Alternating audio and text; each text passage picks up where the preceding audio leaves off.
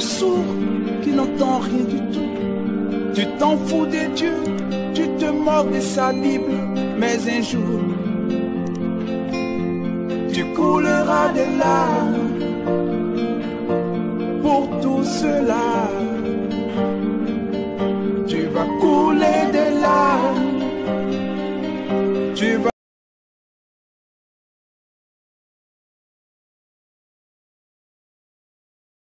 Donc, qu'est-ce que je disais? Cette église-là, là où maman Rosine vendait, il y a une église en bas là-bas, non? Arche de l'Alliance. À côté comme ça là. En bas là, si tu un peu vers la droite. Ceux qui portent le foulard vert là. Une fois, ils sont arrivés quelque part là. C'était, il y a les pasteurs de cette église, bon, ils se connaissaient avec l'autre pasteur là. Hein? Le pasteur de l'église là-bas, ils se connaissaient avec l'autre pasteur là. Mais ça, c'est une autre église. Dans cette église-là, un jour, comme le système de séminaire, ils ont invité un pasteur toujours, des pasteurs étrangers. Là. Alors, pendant qu'il priait, le pasteur là parlait, soi-disant en langue.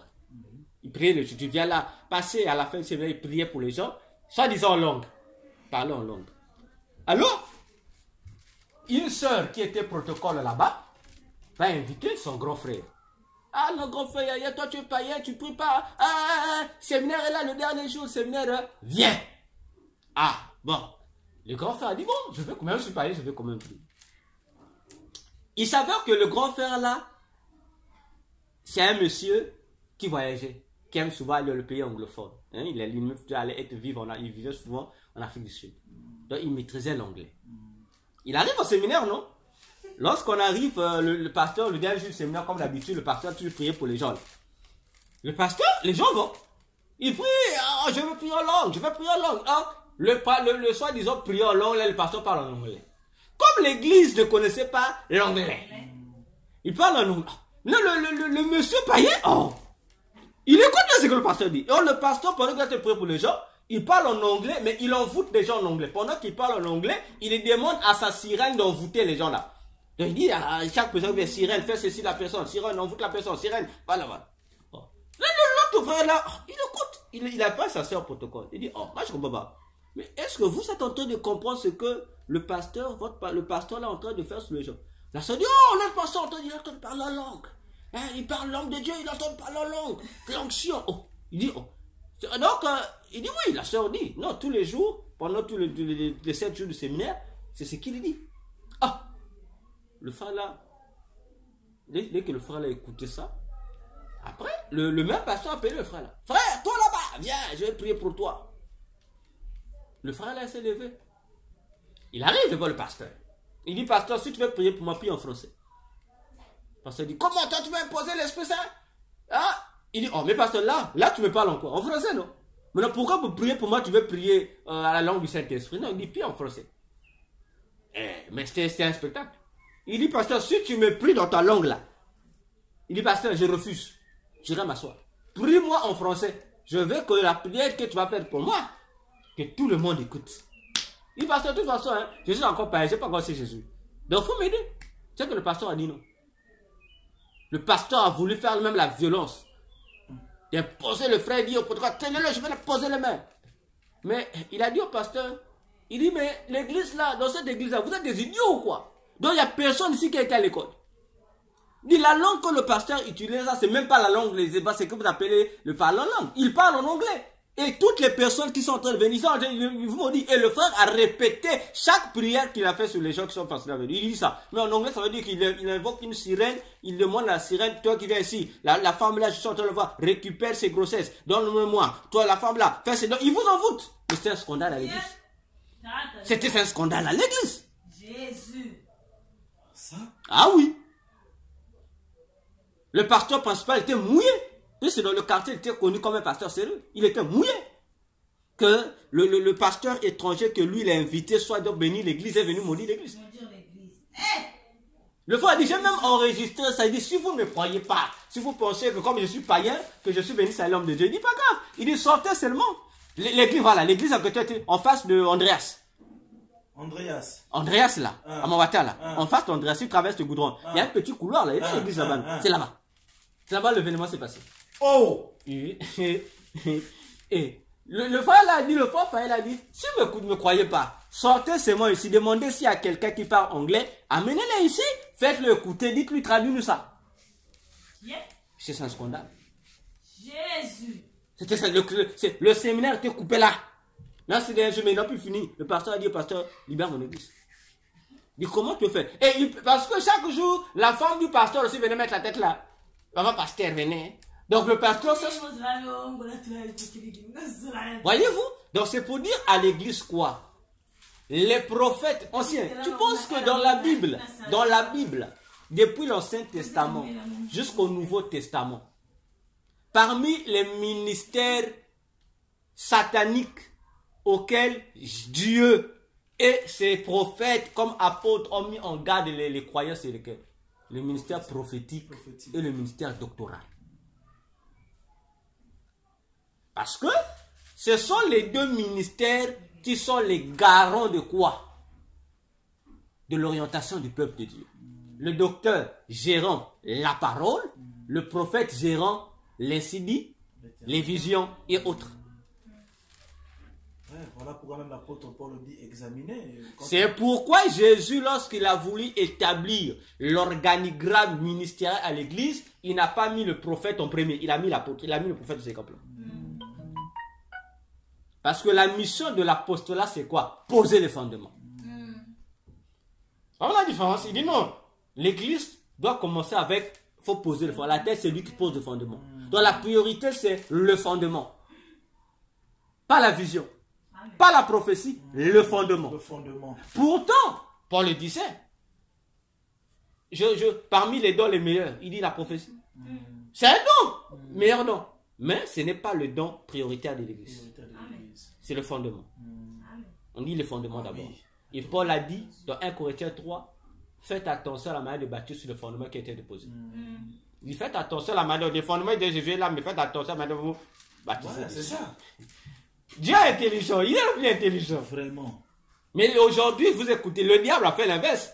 Le diable fait que, vous allez voir, le diable a fait du ministère prophétique le premier ministère. Le premier ministère, oui, oui. Regardez les soi-disant prophétiques. Vous dites, non, le premier ministère, mais ils élèvent le ministère prophétique au-dessus de tout. Alors qu'ils disent, non, non, non, c'est pas ça. Le premier ministère que Jésus a élevé, c'est le ministère apostolique. Donc si Jésus avait commis la maladresse de choisir au lieu des apôtres, il leur donne le titre de prophète. C'est ce qu'on avait. Il avait compris, il bouleverse les choses. Ah oui. Ah oui. Parce que ce que nous voyons aujourd'hui avec nos prophètes aujourd'hui à l'église, c'est scandaleux vraiment. Mais ils nous font vivre des bêtises. Parce que je suis prophète. Parce que moi je me suis toujours posé cette question-là. Parce que quand on regarde à la télé, quand on regarde, ça dit que tout ce que nous entendons comme prophète est là, que ça aujourd'hui il y a aussi même les pasteurs aussi qui prophétisent aussi. Mais tout le monde veut aller dans l'esprit prophétique. Maintenant, en voyant ces choses-là, moi je me suis toujours posé la question. Mais pourquoi autant des apôtres même, les apôtres n'ont pas prophétisé de la manière dont on prophétise aujourd'hui? Et même quand on prend les prophètes que la Bible parle, mentionne comme prophètes, ils n'ont pas prophétisé de la sorte. Ils sont différents. La prophétie, prenons par exemple le cas par exemple de Jérémie, même Esaïe. Voilà. Quand Esaïe prophétisait, il le prophétisait, c'est-à-dire que là ça concernait toute une nation. Et ce que Esaïe disait là, ou bien ce que Jérémie parlait là, Ça toutes les prophéties toutes ces choses-là ramenaient le peuple à la crainte de l'éternel. Mais là, regardons les prophéties d'aujourd'hui. Ça ne ramène pas les gens à la crainte de l'éternel. Ça ne condamne pas les péchés. Au contraire, ça encourage. Quelqu'un qui est enfoui dans le péché, il respire le péché. Vraiment. Bon, vous venez lui dire que Dieu va te bénir, va te lever. Ça, c'est quel Dieu ça? ça c'est quel Dieu ça? Donc, Dieu là ne voit pas le péché de la personne. Vraiment. Ni son état d'âme. Mais il voit son avenir. Il voit seulement son avenir. Dieu va rendre ton grand. Je vois, tu as un grand avenir avec Dieu. Ah. Mais c'est pourquoi vous allez voir qu'on aide les gens dans les églises à être plus des boucs de Satan plutôt que des brebis du Seigneur. C'est pourquoi à la fin des temps, Jésus va séparer les brebis et les boucs. Ah oui, ah oui. Parce qu'un bouc, il n'est pas obéissant. Il suit pas le maître. Donc avec son péché, il se croit disciple. Mais il n'est pas disciple. Un disciple, Jésus a dit, si mes brebis écoutent ma voix, ils connaissent ma voix, ils l'écoutent et ils me suivent, ils ne sont pas un étranger. Parce que pour être disciple, il faut marcher dans la crainte de l'Éternel. Bon, toi, tu es chrétien, tu ne marches pas dans la crainte éternelle. Mais toi, tu veux seulement la bénédiction. Ah, voilà pourquoi ils aiment ces prophètes-là, non? Ah oui, hein. Qui ne parlent pas du péché. Ah oui, ah oui. Qui viennent de raconter des bobards sur la chaîne. Ça, c'est vrai. Des histoires à tenir debout. Les spectacles. Donc, ils aiment le spectacle. Parce qu'ils savent que c'est pour attirer. Mais l'affaire du péché, là. Et s'ils veulent toucher Jésus, ils vont toujours chercher à diminuer Jésus. Vous allez voir, on va vous faire comprendre que non, Jésus était un grand maître spirituel. On sait, si tu écoutes quelqu'un qui te dit que Jésus était un grand maître spirituel, fais attention avec cette personne. Ah oui. Ça, parce que c'est une manière d'aligner, il va aligner Jésus au même titre que les autres. Que les autres, hein. Donc si non, Jésus était un grand maître spirituel, qu'est-ce qu'il a fait de Jésus? C'est pourquoi vous allez voir aujourd'hui, on vous dit quoi? Qu'est-ce qu'il a fait de Jésus, Jésus? Il dit c'est Christ. Il dit Jésus, c'est que la chair. Ce qui fait de lui puissant, c'est Christ. Christ veut dire quoi? Un oint, non? Il veut dire que nous aussi, nous sommes oint. Donc nous sommes nés de Jésus. Mais c'est ça la théorie, on vous dit que nous sommes de Jésus. Donc comment tu dis, oh, Jésus était un grand maître parce qu'il avait Christ en lui. Mais nous aussi, on a des Christ en nous. On a l'Esprit de Dieu en nous. Donc nous sommes de Jésus. Et donc, il veut s'égaler à Christ. Donc il faut comprendre que les autres maîtres spirituels là aussi sont de la même dimension que Jésus. Et c'est ce qui répond aux églises aujourd'hui. Voyez-vous. Et c'est une maladie. Et l'église va rater, plusieurs chrétiens vont manquer l'enlèvement à cause de ces prophètes-là. Parce que l'objectif de ces prophètes-là, c'est égarer le peuple de Dieu.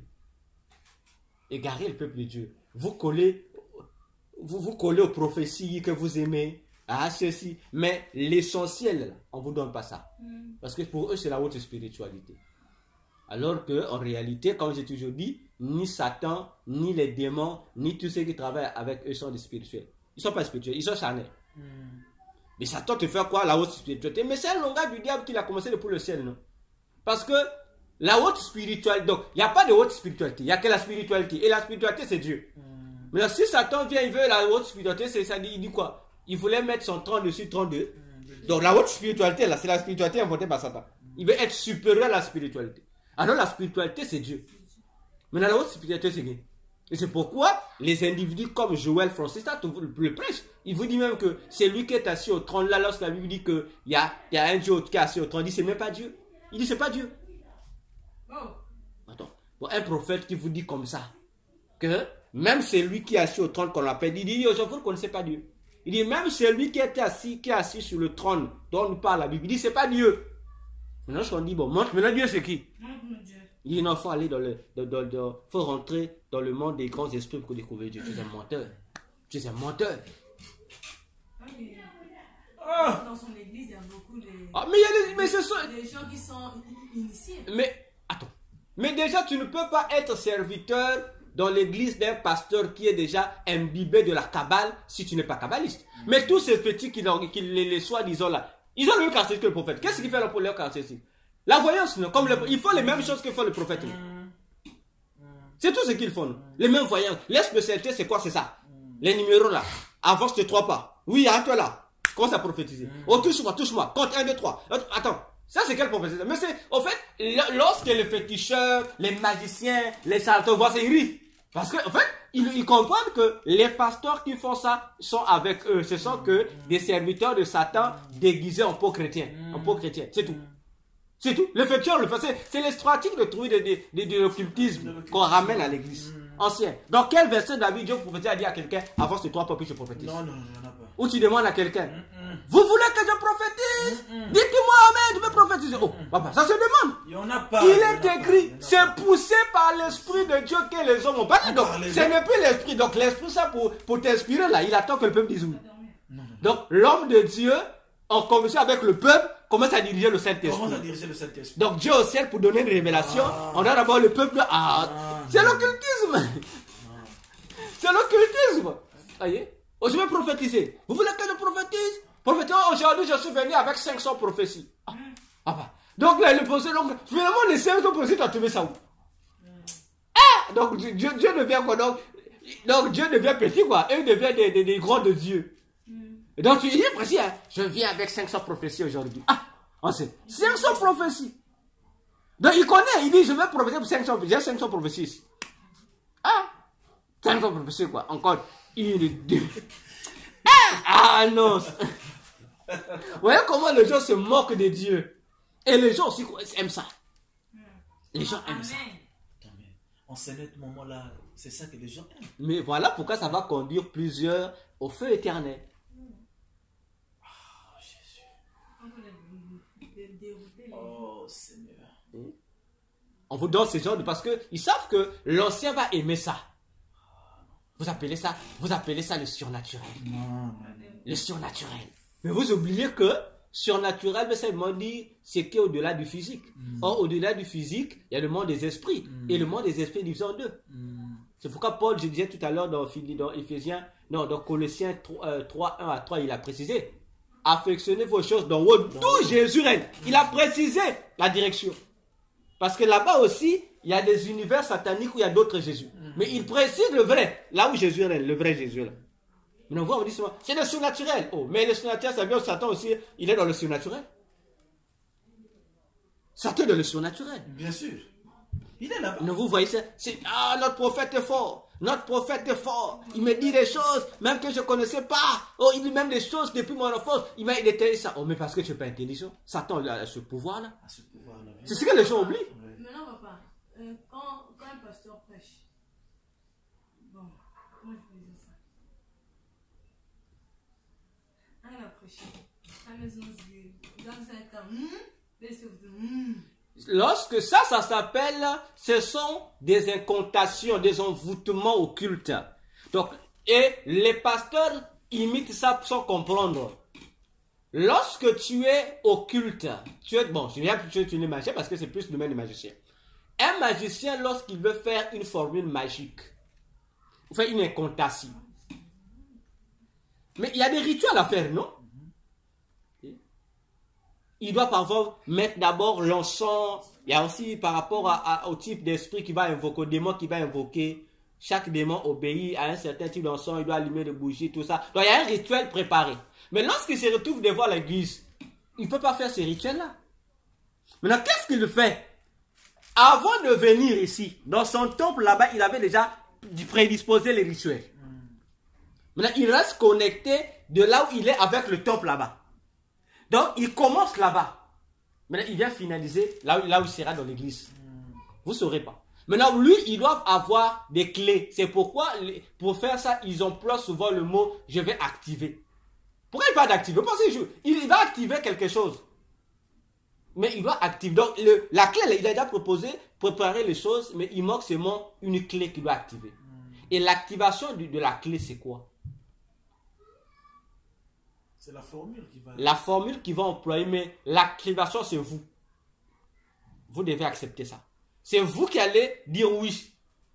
Parce que lui, qu'est-ce qu'il fait? Dans son incantation à lui, il dit au démon, moi, je veux prophétiser sur les gens. Je veux voir les choses des gens. Mais il me faut entrer en contact avec leur esprit pour lire leur vie au travers de leur propre esprit. Alors, les démons vont attendre ton ok à toi, qu'on dit à l'église notre Amen. Parce que lorsque lui, mais là, lui, il doit créer la chose qui va te pousser à ouvrir la porte de ton esprit aux démons qui travaillent avec lui, à lui-même. C'est pourquoi il doit créer un élément comme ça. Et l'élément là, c'est ça le mot de passe. Il veut faire des passes comme ça. Il vous dit, répétez Amen 3 fois. Vous dites Amen, Amen, Amen. Il a acclamé. Vous dites, mais or, lui, le rituel qu'il va faire, la formule, il a conditionné la formule au gestuel qu'il va vous donner de faire. Donc vous, lorsque vous allez faire, à la fin, là, vous avez obéi. Vous dites Amen 3 fois. Amen, Amen, Amen. Vous avez fait ça 3 fois, non? Vous avez ouvert, vous avez donné accès aux esprits d'entrer, de braquer votre esprit pour lire ce qui est dans votre esprit.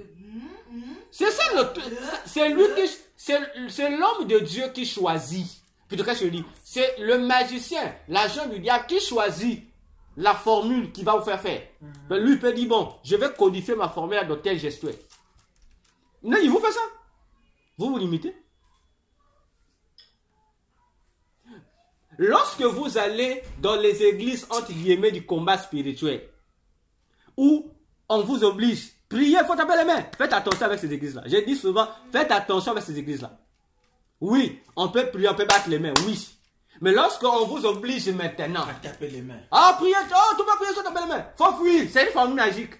Moi, je sais. Lorsque on vous oblige à taper les mains là, lorsque vous tapez les mains, les battements, le main là, il y a des catégories d'esprits qu'on active qui vont vous posséder. Il faisait aussi ça. Bon, en fait, moi, j'ai l'habitude de le faire quand je suis dans les moments d'intercession. Là. Parfois, je suis Non, non, le volontarisme est différent d'une imposition. Ah, ouais. Tous on le fait, ça arrive, non? Tu peux, ça c'est toi-même. Tu peux, tu bats tes mains, c'est toi-même. Mais lorsqu'on vous l'impose, On vous l'impose. ah non, faut pas battre les mains. Fais attention. C'est lui qui vous l'impose là. Il sait ce qu'il fait. Ou il est ignorant, il met quelque chose qu'il ne fait pas. Voilà pourquoi surtout les églises qui parlent du combat spirituel ont fait ça. Ce sont des églises qui savent ce qu'il fait. Olang et Papa Olang savaient ce qu'il faisait. On vous possède. En fait, eux, ils activent des esprits qui viennent vous posséder. Sans vous en rendre compte. Les démons vous possèdent. Et les démons, à la fin, vont soutirer ce dont ils ont besoin. À la fin, ils sont quittés. On dit, priez toujours, il faut battre les mains. On lance le tonnerre. On utilise des éléments pour vous embrayer. Voilà. Donc, ça s'appelle des mantras qu'on vous fait réciter. Ah, moi, je l'ai pas fait. Vous voyez, par exemple, Faites ça. à l'église catholique, par exemple, les mantras sont purement religieuses. On dit, restez notre Père qui est d'eau. Lorsque on récitait, on savait ce qui se passait. Mais c'est un mantra. Lorsque tu récites la prière notre Père, en fait, on vous vole des énergies sans que vous vous rendez compte. Donc, chaque prière qu'on vous demande de répéter, je vous salue Marie, répétez, vous dites, vous répétez, l'esprit qui est caché, qui gère cette formule-là, se nourrit de votre énergie. Donc, vous le nourrissez. Donc, lorsque vous dites, je vous salue Marie, Père de grâce, vous nourrissez le Marie là où elle est au monde là. Donc, il y a des énergies qui sortent de chez vous là. Parfois, c'est ta bénédiction qui sort. Elle se nourrit de ça. Voilà comment ça se passe. Hein? Donc, on vous consigne, donc on vous met dans le rituel de tel démon. On dit répétez ça. Vous répétez. Ah non, c'est dans la Bible. Non, la Bible n'a pas dit de répéter ça. Donc, on peut prendre un élément dans la Bible. Hein, comme on dit, on traverse cet élément-là, on déforme ça. On ajoute un élément magique, ça devient une prière. C'est pourquoi vous allez voir, mais attendez ancien. Les églises qui font souvent les délivrances, vous allez dans la Kabbale, même de fausses églises, là, ils utilisent le puissant. Ah, délivrance, faut lire à minuit, réveille-toi tel heure, lis tel puissant. Mais ce n'est pas le puissant de la Bible. Ouais, mais ce que vous oubliez, c'est que la clé, ils ne vous donnent pas. Physiquement, c'est un puissant. Mais derrière ce puissant-là, il y a une formule magique qu'ils ont cachée. Donc la nuit, le puissant qu'on t'a donné de réciter là, on a dit c'est puissant du combat, puissant de qui fait ça, c'est un mensonge. La nuit, la réalité là, derrière là. Donc lui, la nuit, lorsque toi tu récites, lui, il active là. Parce qu'il déforme ça. Il utilise la formule de tourner la Bible à l'envers, qu'on appelle la bibliomancie. Bon, imagine, toi, on va te dire, récite le puissant le plus récité là. De protection, le puissant 80 combien? 91. C'est lui qui devait servir. On te donne ça là. À 2h du chaque 2h. Faut te réveiller, tu récites ça. Mais lui, déjà lui, il a déjà consigné ça. Que toi, lorsqu'il te va réciter ça, lui, il a tourné ça à l'envers. Oui, donc là, on avait dit. C'est lui qui demeure sur l'homme de la Bible. C'est lui qui est sur l'homme tout puissant sur la Bible très haut. Mais lorsqu'on tourne ça, ça devient quoi? Si c'est lui qui demeure sous l'abri du tout puissant protégé. Mais lorsque j'inverse. Il n'est plus protégé. Voilà. Maintenant, on te fait faire ça. On te dit délivrance, récite ça, tel puissant, récite. En fait, eux, ils vous font les contraires. Toi, tu physiquement, tu vois que c'est le puissant de la Bible. Mais en réalité, c'est l'inverse de la Bible. Tu es maudit, en fait. On te maudit.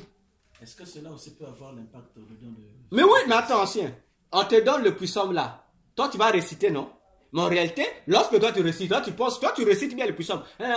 Tu récites bien. Mais en réalité, ce que tu récites là, c'est pas ce que tu vois. Ce que tes yeux te font voir là. C'est l'illusion. La réalité, si on touche tes yeux, on dit, oh, regarde ce que tu lis. C'est l'inverse. Donc tu entends de dire, celui qui est sous l'abri, on n'est pas protégé par Dieu. Lorsqu'on dit le verset 4 là, tu ne seras pas atteint. La flèche va t'atteindre, ça dit ça va t'atteindre. Donc en fait, on a mis l'inverse des paroles de la Bible là. Toi, tu vois que c'est les paroles de la Bible correctes, mais en réalité, c'est l'aveugle, on t'a aveuglé seulement. Maintenant, si tu respectes pas l'heure qu'on t'a donnée. Mais ça marche pas. Mais c'est pourquoi il vous donne des heures. Donc il y a les impacts parce que tu règles. Mais c'est un rituel, non? Le rituel, c'est quoi? C'est l'ensemble des conditions qu'on va te donner. À l'hôpital, le médecin te dit ce médicament, il faut boire ça, soit avant de manger. Et non seulement avant de manger, mais avant telle heure. Pourquoi? Parce que chaque médicament obéit aussi à la température, en fait. On va dire avant telle heure, il faut pas boire ça. Si tu dépasses telle heure, vraiment, c'est pas bon. Mais si tu ne respectes pas, comment on appelle ça, l'ordre donné par le médecin, ton traitement est foutu. C'est comme ça que fonctionnent les démons. C'est ce qui fait la différence entre Dieu et les démons. Parce que lorsqu'on te dit, faut prier à telle heure, ça veut dire que l'agent qui t'a mis là, va la nuit, il va aller consigner les esprits qui travaillent à cette heure-là. Donc il y a des esprits qui viendront seulement à cette heure-là. Donc c'est un rendez-vous. Maintenant, si toi tu l'aides pour obéir, c'est comme lorsqu'on vient à l'église. Pour que Dieu les exauce, il y a des rituels qu'on fait, non? On dit, il faut être saint. Si tu es saint, là c'est bon. Tu peux maintenant, Dieu peut t'écouter. Si tu es pas saint, on dit, Dieu n'écoute pas. C'est comme ça aussi. Donc les esprits là aussi, pour descendre, pour rencontrer la personne, ils ont des conditions qu'ils demandent. Et ces conditions, sont des rituels les conditions qu'on va te donner. Il faut te réveiller à 2 heures. Il faut porter 2 heures. Tu dois porter le foulard. Ou tu dois mettre un élément de couleur temps. Tout ça, c'est pour te rendre conforme aux exigences de ces esprits qui viendront répondre à ta prière. Au fait, qu'ils viennent te maudire sans te rendre compte. C'est comme ça que ça se passe. C'est pourquoi dans l'occultisme, il n'y a pas résultat sans rituel. Voilà pourquoi ils font toujours un rituel. Ça peut pas. C'est pas comme nous chrétiens aujourd'hui. Si je suis saint, je n'ai pas besoin de rituel. Je suis saint, peu importe là où je suis. Je lève ma voix, je prie. J'ai pas besoin non plus. Même si je suis nu, là je suis dans la douche. Parce qu'il y a des prières dans l'occultisme qui ne peuvent pas. Il y a des endroits qui se font faire ça. Tu vas invoquer tel et ça, te dit, il ne faut pas être dans la toilette. On va te dire non. Donc, parce que l'esprit que tu invoques, lui aussi, il obéit à son critère. C'est comme ça que ça se passe. Quand on vous exige, non, cette prière-là, on va aller prier ça en brousse. Pensez que non, on va au pèlerinage, ces églises aiment ça. Oh, les rituels aujourd'hui, non. Aujourd'hui, le phénomène d'aller prier sur la montagne est rentré en vigueur. Qui a amené ça en vigueur? Mais c'est le diable, c'est le satanisme. Vous pensez que c'est Dieu? C'est le satanisme. On me dit non, Jésus aimait prier la montagne. J'ai dit, Jésus, montrez-moi dans quel verset David Jésus a amené les gens à aller prier avec lui sur la montagne. Il allait seul. Toi, passe, toi, pasteur. Tu vas inviter Jésus, non? Va à la montagne, va prier seul. Maintenant, pourquoi vous amenez toute l'église? Non, on va prier sur la montagne là-bas. Pourquoi vous amenez? Parce que ces pasteurs-là savent. C'est un rendez-vous qu'ils prennent avec ces esprits-là. Ils savent qu'ils vont vous vendre. En retour, vous redescendez. Lui, il est heureux. Il a rempli le contrat. Aujourd'hui, oh Dieu, j'entends même des chansons. Les montagnes maintenant ont des valeurs, même dans l'église de Dieu. On cite, surtout en RDC, on vous cite Mangengenge, une montagne de c'est pas Luzizi là, ou montagne de quoi. Qu'est-ce que ça rapporte à voir avec Dieu? Parce qu'on fait maintenant croire aux gens que Dieu se manifeste dans les montagnes. Alors que Jésus a dit à la femme samaritaine, l'heure vient, elle est déjà venue. Où ça sera ni sur cette montagne, ni sur à Jérusalem. On va adorer en esprit. Maintenant, on commence à contredire Jésus. On vous dit maintenant que pour bien prier, Dieu faut aller sur une montagne. Ah là, il y a l'onction. Qui vous a dit ça? L'onction, c'est pas la montagne qui donne l'onction. L'onction, c'est ton état d'âme qui attire l'onction de Dieu sur toi. C'est pas la montagne. C'est pas la montagne. Et tout ça, c'est pourquoi les agents du diable infiltrés dans les églises chrétiennes ont trouvé un moyen pour mieux détruire les églises. C'est comme ça. Donc, vous avez beaucoup de charlatans dans les églises, beaucoup de magiciens et de féticheurs qui se font passer pour les serviteurs de Dieu. Et surtout que y a des endroits maintenant où ces numéros magiques, ces formes magiques sont vendus. Tu peux acheter ça à 5 000. Ça se vend. Ouais, ça se vend, oui. Ça se vend maintenant dans nos marchés, ça se vend. Et les pasteurs vont acheter ça. Et on vous le vend à l'église. Ah, mon pasteur est puissant. Ah, non. Donc c'est comme ça. L'église maintenant sont comme ça. On vous joue, on commence à nous faire faire la magie dans l'église. Beaucoup de Et vous croyez que c'est Dieu qui vous bénit? C'est pas Dieu qui vous bénit. Ah oui, on vous donne des bénédictions conditionnées. Des bénédictions momentanées.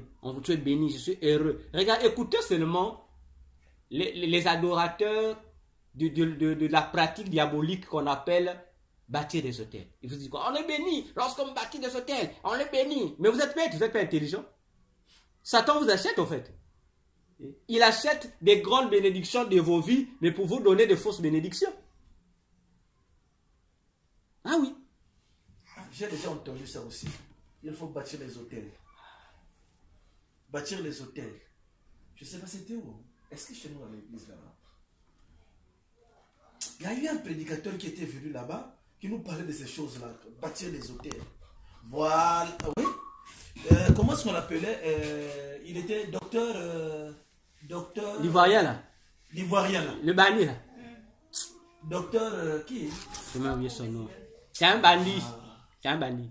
Il faut bâtir les hôtels. Ancien, si tu rentres dans une église où on te demande, tu vois que l'ennui de bâtir, il ne va jamais bâtir.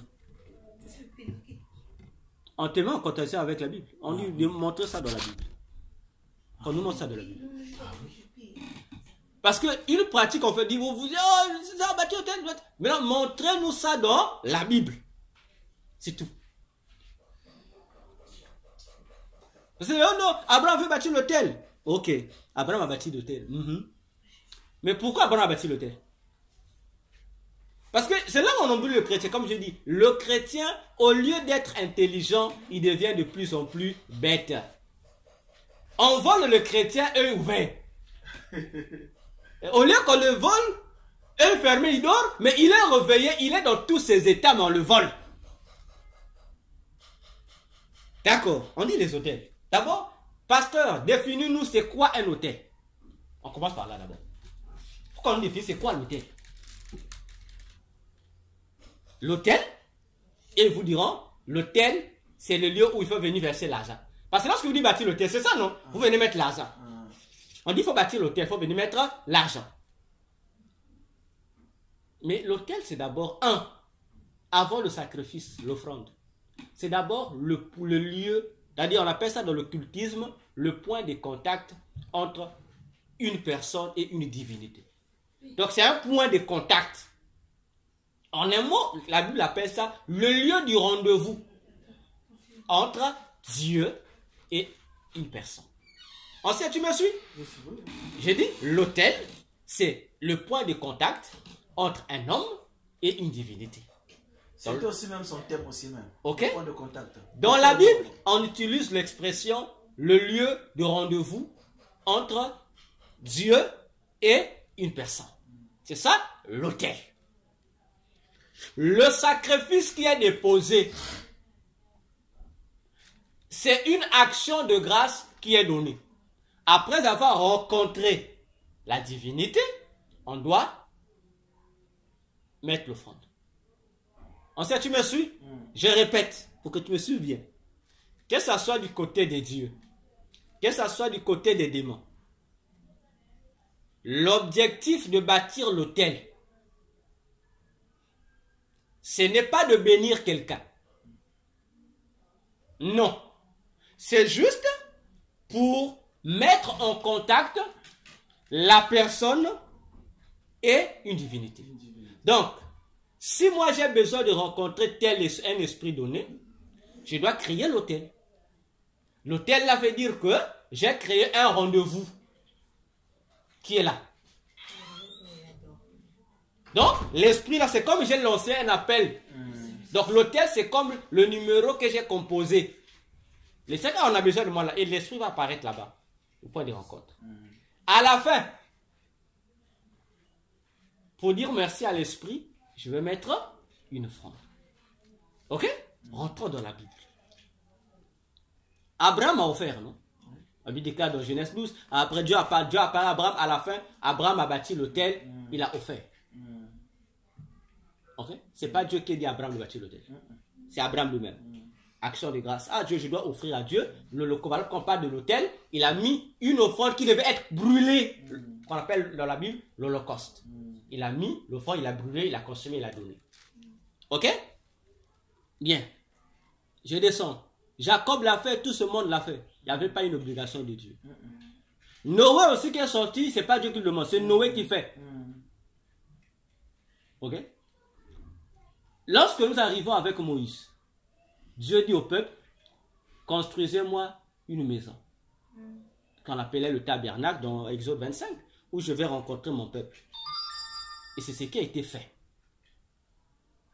Ok aussi? C'est ce qui a été fait. Et Dieu, à partir de là, lorsque Dieu a donné la loi, Dieu a configuré que ses autels doivent rester dans sa maison. Où on brûlait l'autel de l'Holocauste, on brûlait là-bas où le peuple devait apporter des choses à brûler, ce qu'on avait appelé l'autel de l'Holocauste, qui était dans le deuxième ustensile, dans le premier ustensile du parvis. C'était ça. Maintenant, c'est dis-moi. Après cette sortie-là, montre-moi un seul verset dans la Bible où quelqu'un est venu bâtir qu'on appelle ça, un autel à Dieu. Tous les mêmes Josué, lorsqu'il rentre, les autels étaient bâtis. Donc, les offrandes à faire, tout ça était fait dans le lieu, dans le temple. Voilà, dans le temple. Jusqu'à Jésus. Jusqu'à Jésus. Qui a bâti l'autel? Personne. Personne. Quel apôtre de Jésus a bâti l'autel? Dans quel verset Nouveau Testament on a vu les gens bâtir l'autel? Il y a là où? Maintenant, c'est que maintenant, regardons comment on nous vole. On nous dit bâtir l'autel, non? Mais pourquoi on ne demande pas de créer? Il fallait qu'on met l'autel, on met l'offrande qu'on n'a pas là, on met, on brûle. Mais on vous précise, hein? Baptiser l'autel avec quoi? Avec Lazare. Et on vous dit non, votre Dieu aime celui qui donne. S'aimer, bâtir, il faut bâtir l'autel. Lorsqu'on bâtit l'autel, on va compenser. C'est écrit où dans la Bible? Il n'y en a pas. C'est même pas un échange. Donc voilà qu'on dit, mais notre autel aujourd'hui c'est Jésus. Jésus. Il a dit là où il y a 2 ou 3 sont réunis, je suis là. C'est ça, Jésus est notre autel. Donc on n'a plus besoin de bâtir l'autre autel. Maintenant on nous embrouille. Bon, toi qui bâtis l'autel, ça veut dire que jusqu'alors tu n'as pas compris. Ah oui. Tu en fait, tu es un ignorant qui t'ignore. L'argent que tu veux là, qui va donner là. C'est l'autel, mais dans l'autel on ne mettait pas les offrandes comme ça. Les offrandes de l'autel, ce sont les offrandes consumées. Mais lorsque tu amènes les sommes qu'on demande, il faut qu'on dise, pasteur, brûle ça. Donc on vous fait faire des choses qui n'existent pas. Parce qu'on sait que vous êtes ignorants. Et les églises qui ont amené ça, ce sont les églises des démons. Et l'église qui a donné du tonus à ça, c'est aussi une église des démons. Si fait c'est l'église vraiment Olangui. Qui a donné ça, cette pratique satanique là de l'ampleur. Et les pasteurs ont copié maintenant, les pasteurs voleurs. Ceux qui créent les cavernes de voleurs de la maison de Dieu. Comment on appelle ça aux gens? On va bâtir l'hôtel, frère. Quel hôtel je veux bâtir? Quel hôtel? Le dernier hôtel qu'il fallait bâtir, ça a été bâti sur la croix. Sur la croix. Et c'était Jésus là qui était le sacrifice qui a été consumé. Bon, maintenant vous voulez quoi? On dit, tout ça vous êtes demandez à mon nom. Maintenant toi tu fais encore. Mais si tu bâtis l'hôtel, ça veut dire que tu fais comme l'église catholique fait. Voilà. Parce que chaque messe veut dire on refait ce que Jésus a fait sur la croix. C'est ça que veut dire la messe. Quoi? Voilà, donc ça veut dire que vous refusez que Jésus n'était pas mort, quoi. Vous refaites ça. Donc, chaque fois que tu bâtis l'hôtel, chaque fois qu'on te demande qu'il faut bâtir l'hôtel, en fait, mystiquement, on te dit faut renier ce que Jésus a fait sur la croix. En fait, ce qu'il a fait, il n'est pas mort une fois. En fait, tu le fais rien. C'est ce que fait le catholicisme. Donc, chaque fois tu vois qu'on dit messe, faut refuser, faut pas rentrer. Oh, c'est la messe, faut pas rentrer là-bas. Parce que la messe veut dire refaire le sacrifice de Jésus. Maintenant, regarde comment on insulte Jésus. Le sacrifice que Jésus a fait sur la croix, c'était un sacrifice sanglotant. C'est-à-dire, c'est le sang qui a coulé. N'est-ce pas, ancien? Oui. Maintenant, eux, ils refont le sacrifice de Jésus. Dis-moi, quel sang coule? Depuis qu'ancien, on était catholique, on s'est converti, jusqu'à aujourd'hui, ancien, depuis que tu sais là, la messe là, il y a quel sang on verse là-bas? Vous voyez comment ça tombe blasphème contre Jésus? Donc, on vous demande de refaire l'œuvre de la croix, mais sans sang. Ça veut dire une manière de dire qu'en réalité, on vous pousse à nier que Jésus n'est pas mort pour nous sur la croix, qu'il n'a pas versé son sang. Donc, on remet en cause le salut en Jésus. On remet ça en cause. Ouais. Maintenant, on vous dit la même chose. Cette fois-ci, on change de tactique. Bâtir l'autel. Mais l'autel qu'on doit bâtir, il faut qu'il y ait l'agneau doit être immolé, doit être consumé. Voilà. Maintenant, l'argent que tu déposes là, il n'est pas consumé. On te trompe, en fait. Le pasteur s'enrichit. Mais c'est toi... Mais j'ai été scandalisé lorsque j'ai vu parmi les hommes de Dieu dont j'entendais parler lorsque j'étais enfant, Jacques Vernon, l'un des pasteurs respectés en RDC, c'est un blanc, hein? C'est un blanc, il n'est pas qu'une noir, c'est un blanc qui a accepté plus de vie en RDC, qui est compté parmi les soi-disant pères de l'église de réveil en RDC. Un blanc, Jacques Vernon, respecté. Hein? Mais une fois qu'il a été invité à prêcher là-bas au combat spirituel là-bas, au ministère du couple, papa et maman Olang. Il y avait un séminaire là-bas, à la fin, il a fait ça. Il a voulu bien prêcher. Mais comme là-bas, c'est le business, non aussi. Tu ne peux pas aller prêcher dans ces églises-là si tu ne respectes pas leurs principes.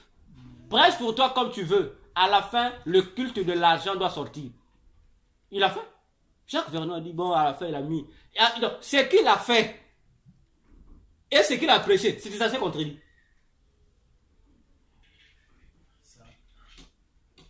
Apportez les $1000. Pourtant, il a prêché, Jésus seul guérit, Jésus seul sauve. Mais à la fin, prière.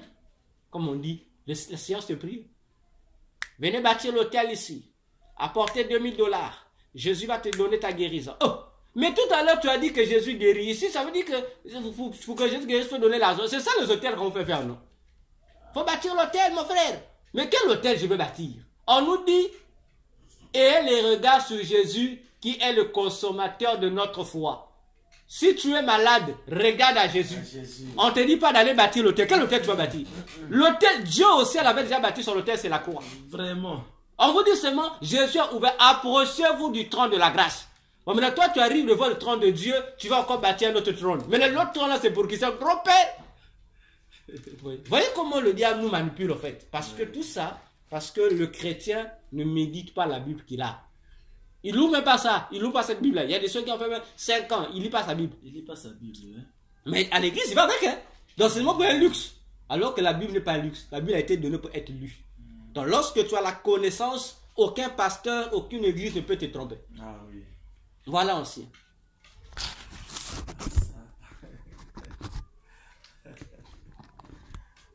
Ah, Jésus.